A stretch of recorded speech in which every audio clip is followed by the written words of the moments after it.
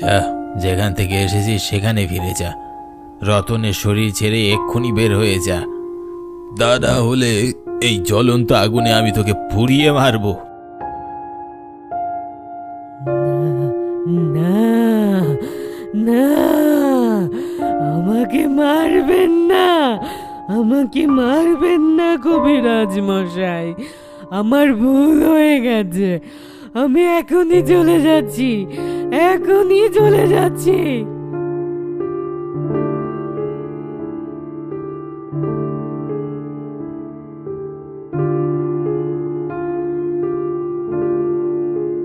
বিপদ কেটে গেছে, আর কোনো সমস্যা নেই। রতনকে নিয়ে এখন বাড়ি যাও।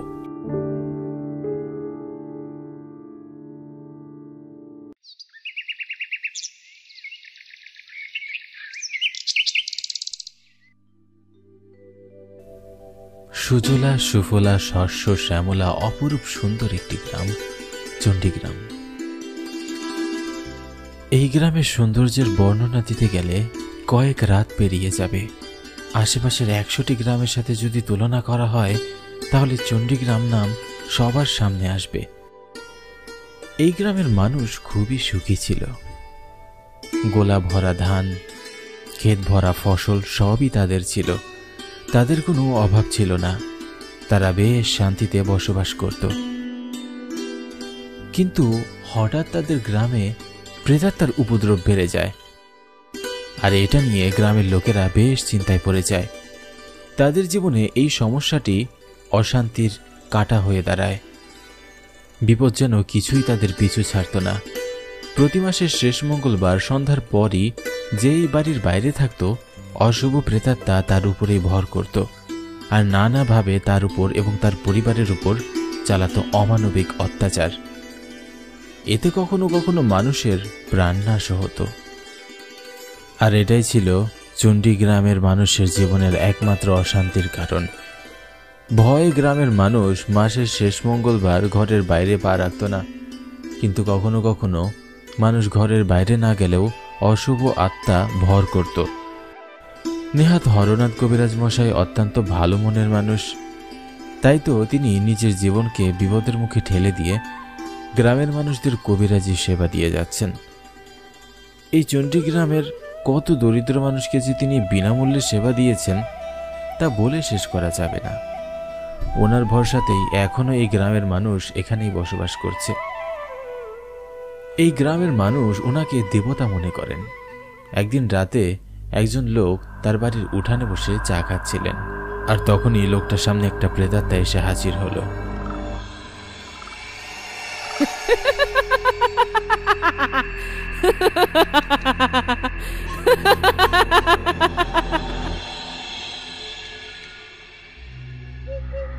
প্রেতাত্মাটি দেখতে খুবই ভয়ঙ্কর ছিল আর খুব বিশ্রীভাবে হাসছিল। লোকটা প্রেতাত্মাকে দেখে ভয়ে থরথর করে কাঁপতে থাকলো। প্রেতাত্মাটির চোখ দুটো বড় বড় রক্তের মতো লাল, মুখের দাঁতগুলো বাইরের দিকে বের হয়ে আছে, চুলগুলো এলোমেলো, হাতের নখগুলো বড় বড়।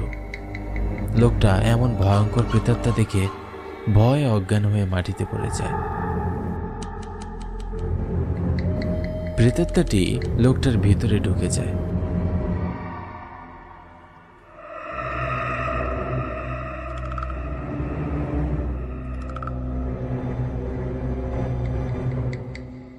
কিছুক্ষণ পর লোকটা তার জ্ঞান ফিরে পায় এবং বিছানায় উঠে বসে।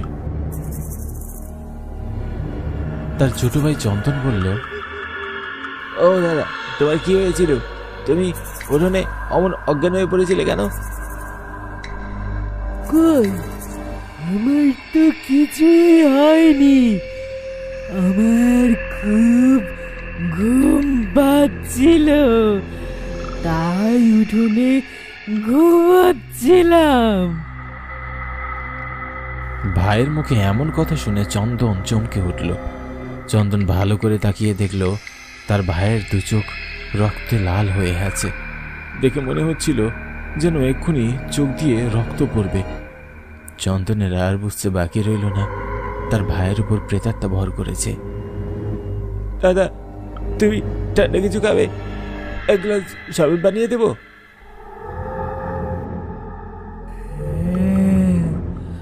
বড্ড পিপাসা পেয়েছে, আমাকে এক গ্লাস রক্ত এনে দে, রক্ত।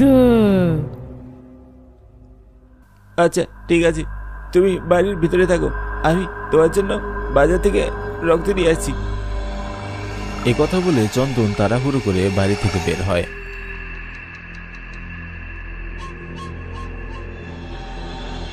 হরনাথ কবিরাজের বাড়ির উদ্দেশ্যে হাঁটতে থাকে।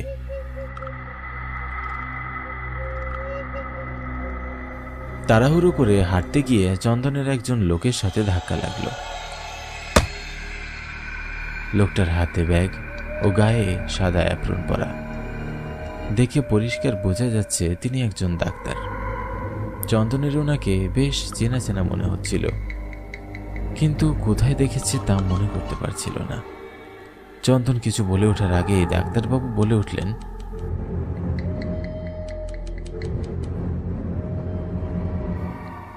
আরে চন্দন যে, কেমন আছিস? কতদিন পর দেখা হলো। ভালো আছি, কিন্তু আপনাকে তো ঠিক চিনতে পারলাম না। আমি শিবু, আমাকে চিনতে পারছিস না? ছোটবেলায় একসাথে কত খেলা করেছি। শিবাশিস দত্ত? হ্যাঁ রে, এতদিন পর তুই গ্রামে আসলি, তোর সাথে দেখা হবে এটা আমি স্বপ্নেও ভাবিনি। ছাড় সব কথা, এখন তুই আমাকে বলতো এমন তাড়াহুড়ো করে কোথায় যাচ্ছিলি? হরনাথ কবিরাজ মশাইয়ের বাড়িতে। কবিরাজ মশাইয়ের বাড়িতে? কিন্তু কেন? দাদার উপর প্রেতাত্মা বল করেছে, তাই কবিরাজ মশাইয়ের বাড়িতে যাচ্ছি। এ যুগে এসেও তোরা ভূত প্রেতে বিশ্বাস করিস? চল, আমি দেখছি তোর দাদার কি হলো। না না, কবিরাজ মশাই ছাড়া দাদাকে কেউ সারিয়ে তুলতে পারবে না। তুই গ্রামে অনেক বছর পর ফিরলি তো, তুই সব কিছু জানিস না। ওসব নিয়ে আমি তোর সাথে পরে আলাপ করব, এখন আমি আসি রে। চন্দন তাড়াহুড়ো করে কবিরাজ মশাইয়ের বাড়ির দিকে চলে যায়।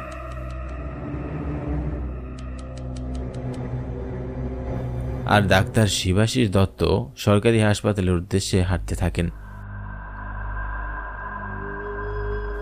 এই চণ্ডীগ্রামেই ওনার পৈতৃক নিবাস।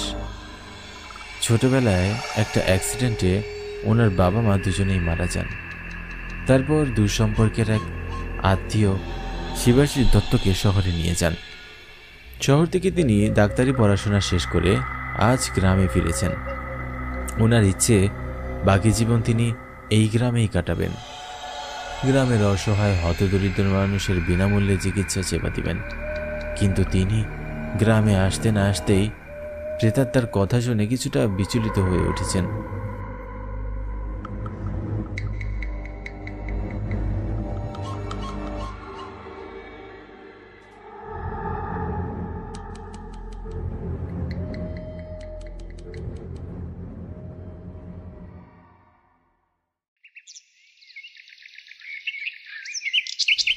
পরের দিন সকালবেলা চন্দন ডাক্তারবাবুর বাড়িতে যান।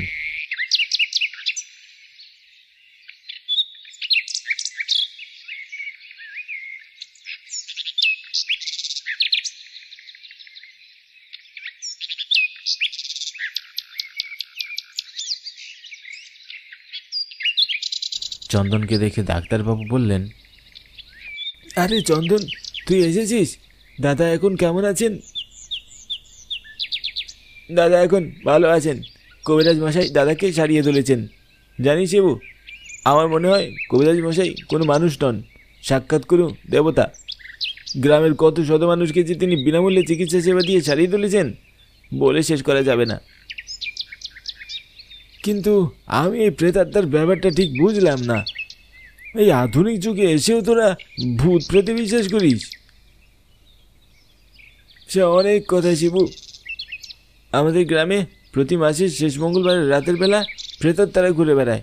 যদি তখন কেউ বাড়ির বাইরে থাকে, প্রেতাত্মা তার উপরে ভর করে। কখনো কখনো ঘরের ভেতর থেকেও প্রেতাত্মার হাত থেকে রক্ষা পায় না গ্রামের মানুষ।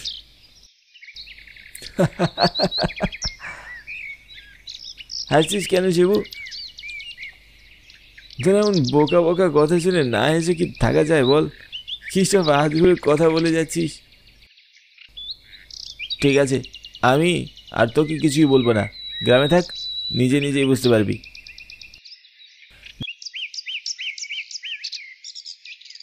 দেখতে দেখতে অনেক দিন কেটে যায়। ডাক্তারবাবু নিষ্ঠার সাথে গ্রামের অসহায় মানুষদের চিকিৎসা সেবা দিয়ে যাচ্ছেন। মাসের শেষ মঙ্গলবার ঘনিয়ে এলো, আর মাত্র একদিন পর মঙ্গলবার। গ্রামের মানুষের চোখে মুখে ভয়ের ছাপ স্পষ্ট বোঝা যাচ্ছে। একদিন আগে থেকেই সবাই নিজেদেরকে গৃহবন্দী করে ফেলেছেন।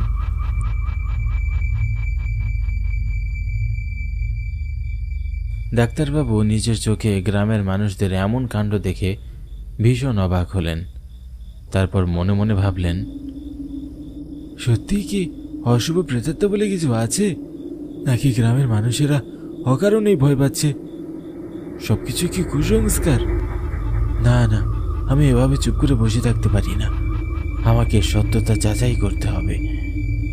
যতক্ষণ না পর্যন্ত আমি নিজের চোখে কিছু দেখতে না পাবো, আমার মনকে আমি কোনোভাবে বিশ্বাস করাতে পারবো না। আগামীকাল রাতে আমি লাশ কাটা ঘরে বসে থাকবো আর দেখবো অশুভ কিছু আমার সামনে আসে কিনা।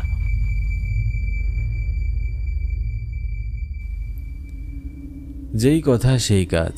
মঙ্গলবার বিকেলে ডাক্তারবাবু ঘর থেকে বেরিয়ে লাশ কাটা ঘরের উদ্দেশ্যে হাঁটতে শুরু করলেন।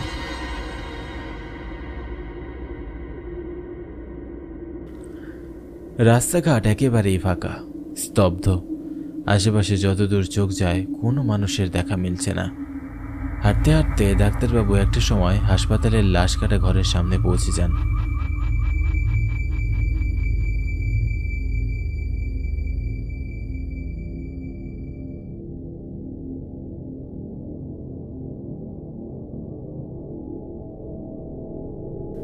ডাক্তারবাবু দেখলেন লাশ কাটা ঘরের ডিউটিতে থাকা ব্যক্তিটিও আজ ডিউটিতে আসেনি। পুরো হাসপাতালে ডাক্তারবাবু একা অবস্থান করছেন, কিন্তু তাতেও তিনি বিন্দুমাত্র বিচলিত হলেন না।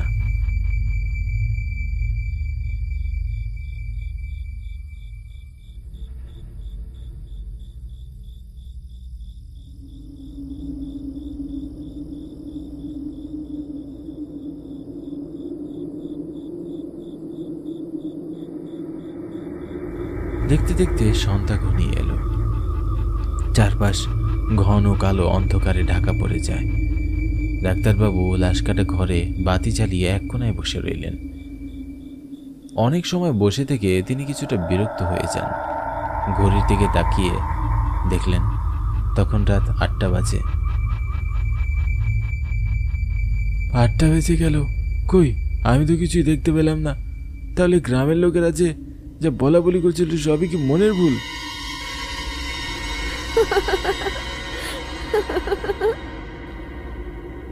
হাসির শব্দ শুনে ডাক্তারবাবু চমকে উঠলেন।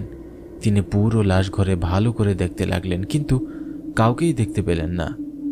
মুহূর্তের মধ্যেই তিনি কারো কান্নার শব্দ শুনতে পান।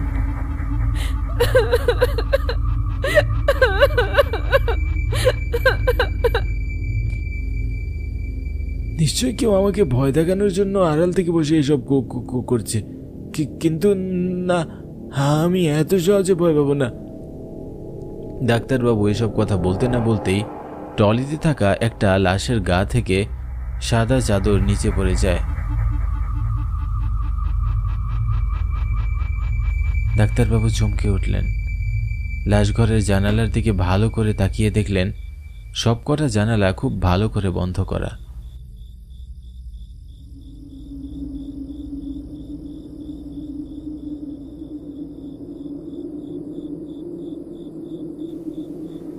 লাশঘরের ভিতরে তো বাতাস আসার কোনো পথ নেই, তাহলে লাশের শরীর থেকে চাদরটা নিচে পড়ল কেন?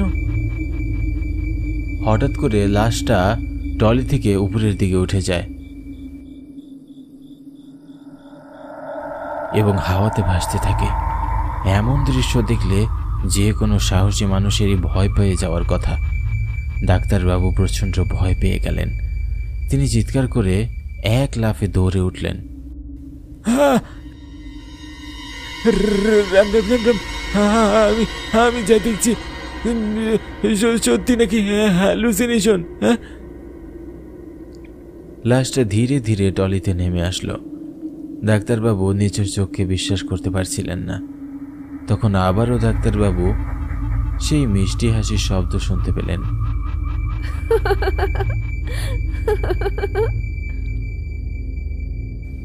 কিন্তু চমকে আশেপাশে তাকাতে লাগলেন। সময়ের সাথে সাথে হাসির তীব্রতা বাড়তে লাগলো। প্রতিধ্বনি হয়ে পুরো লাশ ঘর কেঁপে উঠল।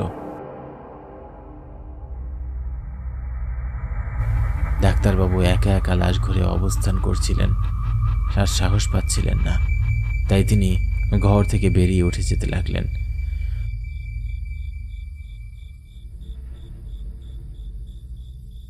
তিনি লাশঘরের দরজা টানতে লাগলেন, কিন্তু কিছুতেই দরজা খুলছিল না। এ কি, দরজা খুলছে না কেন? মনে হচ্ছে কেউ বাইরে থেকে লক করে দিয়েছে। তো তারা কিসের ডাক্তার মশাই? সাহস করে যখন লাশ ঘরে এসেছ, আর কিছু সময় থাকো।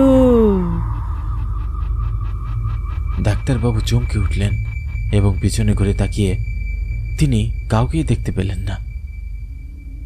কে কে আড়াল থেকে আমাকে ভয় দেখাচ্ছ? সাহস থাকে তো আমার সামনে এসো।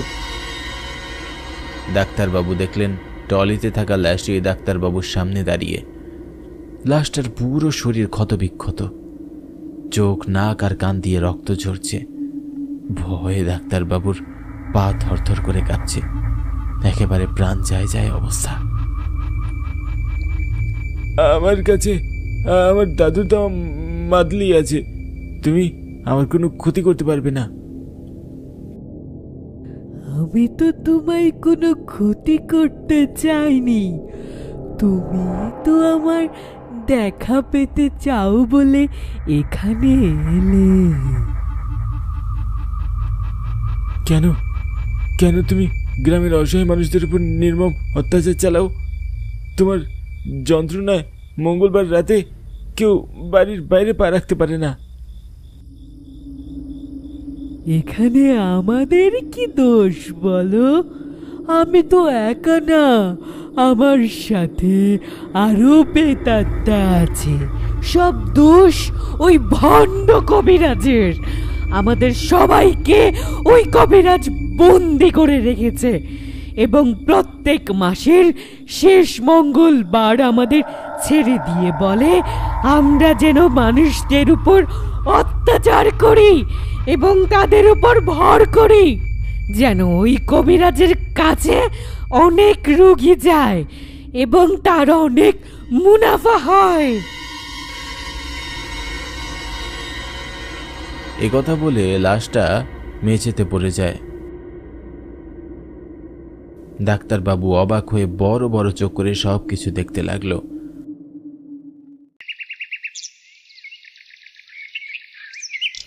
ভোরের আলো ফুটার পর ডাক্তারবাবু এবং গ্রামের লোকজন ডেকে জড়ো করলেন, আর ভণ্ড কবিরাজের সমস্ত কুকর্মর কথা প্রকাশ্যে তুলে ধরলেন। গ্রামের লোকেরা ক্ষিপ্ত হয়ে কবিরাজকে গ্রাম থেকেই বের করে দিলেন।